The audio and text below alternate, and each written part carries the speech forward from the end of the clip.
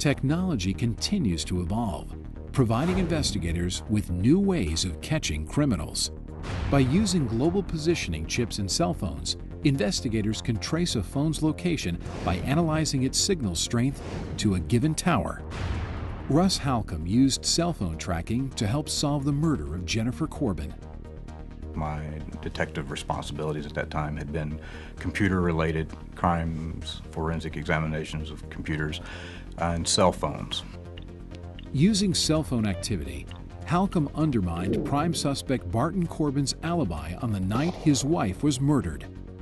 I was able to pull phone records and look at the towers that they were hitting off of for each of the phone calls that Barton was making that day. Corbin tells police he went to a restaurant with friends, then to his brother's house at 1:30 a.m. Halcomb disproves the timeline and places Corbin at his own house when Jennifer was murdered. Around 2 o'clock in the morning, there was 2 phone calls made in close proximity to the house, which if he were at the house and made these phone calls and hit off this particular tower, it placed him there at the house on those 2 phone calls. It wasn't until much later in the morning when phone calls start showing up off of the tower near his brother's house. There were several towers in between, so there wasn't a chance of a bleed over or a handoff from one tower signal to another.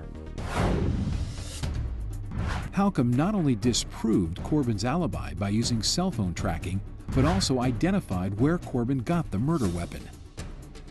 Through the phone records, I was able to track where he had left out of Gwinnett County through Georgia and into the Troy, Alabama area. I started looking at some of the phone numbers that were dialed. The subscriber information indicated that he was talking to and calling a Richard Wilson. Wilson, an old friend of Corbin's, was confronted by the police and admitted to giving Corbin the gun. Once we received the information and got the statements from Richard Wilson out in Troy, Alabama, the next morning we came back to the courtroom, and that's when the decision was made to go ahead and plead out. This was not the first time Corbin had been a murder suspect. In Augusta in 1990, he was questioned in the death of his then-girlfriend, Dolly Hearn.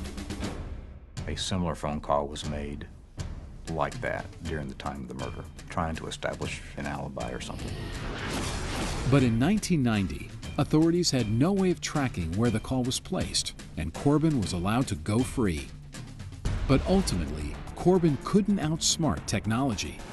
Based in part on Halcomb's ability to use cell phone tracking, Corbin pled guilty to murdering both his girlfriend, Dolly Hearn, in 1990 and his wife, Jennifer, in 2004. As law enforcement develops sophisticated new methods to track criminal activity, a conviction is only a phone call away.